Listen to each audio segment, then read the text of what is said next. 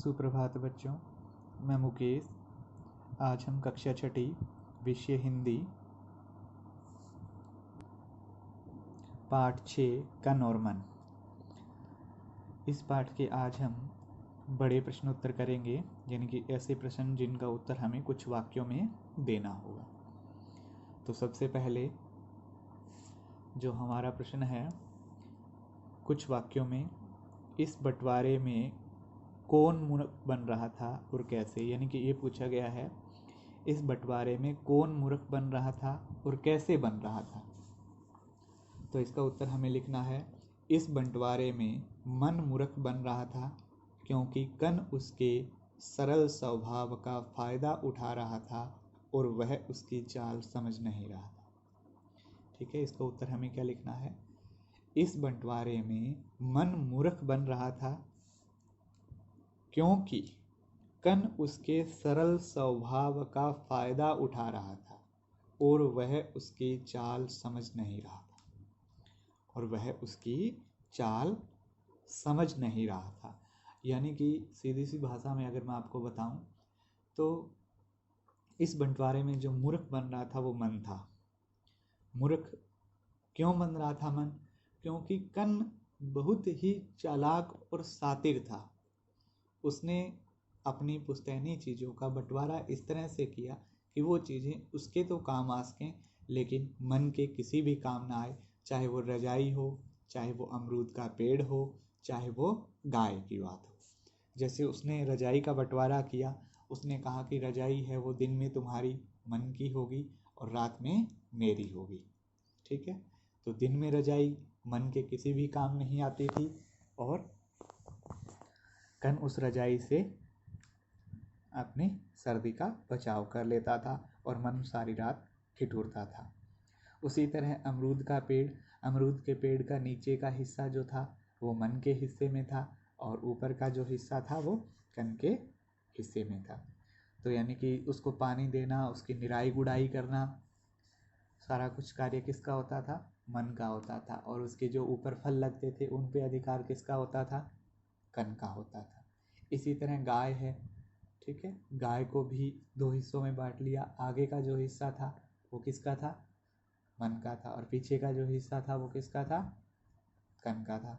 यानी कि गाय को खिलाने पिलाने का कार्य मन करता था और दूध निकालने का कार्य कन करता था। तो इस प्रकार उसने बंटवारे में उसे मन को क्या है, धोखा दिया। तो इसलिए इसका जो उत्तर है वो इस तरह हमें लिखना है, इस बंटवारे में मन मूर्ख बन रहा था क्योंकि कन उसके सरल स्वभाव का फायदा उठा रहा था और वह उसकी चाल समझ नहीं रहा था। इनके जो उत्तर लिखे हैं वो मैं आपको लास्ट में, इस वीडियो के लास्ट में दिखा दूंगा और आप उन उत्तरों को देख करके भी लिख सकते हैं। दूसरा है, सुबह जब कन गाय का दूध दुहने आया तो मन ने क्या किया और क्यों किया? सुबह जब कन गाय का दूध निकालने के लिए आया तो मन ने क्या किया और ऐसा क्यों किया, ये पूछा गया है। तो इसका उत्तर हमें लिखना है, सुबह जब कन गाय का दूध दुहने आया तो मन गाय के आगे खड़ा होकर उसे डराने लगा। किसे डराने लगा? गाय को डराने लगा, क्योंकि अब कन की जो चालाकी थी वो मन की ने अच्छी तरह से समझ ली थी। क्योंकि अब कन की चालाकी मन ने अच्छी तरह समझ ली थी। गाय का अगला हिस्सा मन का था, बंटवारे में यह बात तय हुई थी। तो अब इसका उत्तर मैं आपको फिर समझाता हूँ। देखो, सुबह जब कन गाय का दूध दुहने आया तो मन उस गाय के आगे खड़ा हो गया और उसे डराने लगा, क्योंकि अब जो सारा घटनाक्रम था, जो कन की जो चालाकी थी, जो होशियारी थी, जो चतुराई थी, वो मन की समझ में आ गई थी। और जो बंटवारा हुआ था उसमें यह बात तय हुई थी कि गाय का अगला हिस्सा मन का है और पिछला हिस्सा कन का है। तो मन ने कहा कि गाय का जो आगे का हिस्सा है वो मेरा है, तो इसलिए मैं इसे चाहे गाय के साथ कुछ भी कर सकता हूँ। तो इस प्रकार उसने कन को सबक सिखाने के लिए ये कार्य किया था। फिर आता है, बुढ़िया ने मन को क्या सलाह दी। यानी इस पाठ में एक बुढ़िया की चर्चा भी आती है। वो बुढ़िया है, वो मन को कुछ अच्छी सीख देती है, तो वो सलाह या सीख क्या है ये पूछा गया है। इसमें हमें लिखना है, बुढ़िया ने मन को समझाया कि हमें चुपचाप अन्याय को नहीं सहना चाहिए।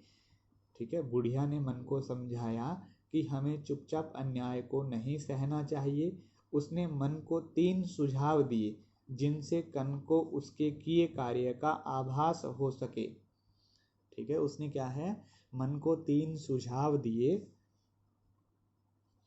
जिनके द्वारा कन को उसके किए कार्य का आभास हो सके।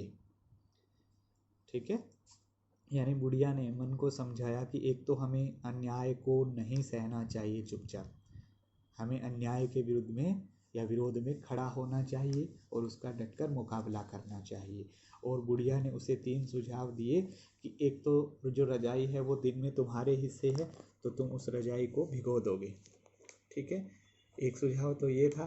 दूसरा सुझाव ये था कि जो अमरूद का पेड़ है उसका नीचे का हिस्सा तुम्हारा है, तो तुम उसे कुल्हाड़ी से काटने का नाटक करोगे। ठीक है, और जो तीसरा सुझाव दिया वो ये था कि जब कन गाय का दूध दुहने आए, यानी कि दूध निकालने के लिए आए, तो तुम गाय के आगे खड़े होकर उस गाय को डरा दोगे। ठीक है, ये 3 कार्य जब तुम करोगे तो मन ने जो चतुराई की है, जो होशियारी दिखाई है, उसे अपनी गलती का एहसास हो जाएगा। तो बुढ़िया ने मन को ये सीख दी या सलाह दी।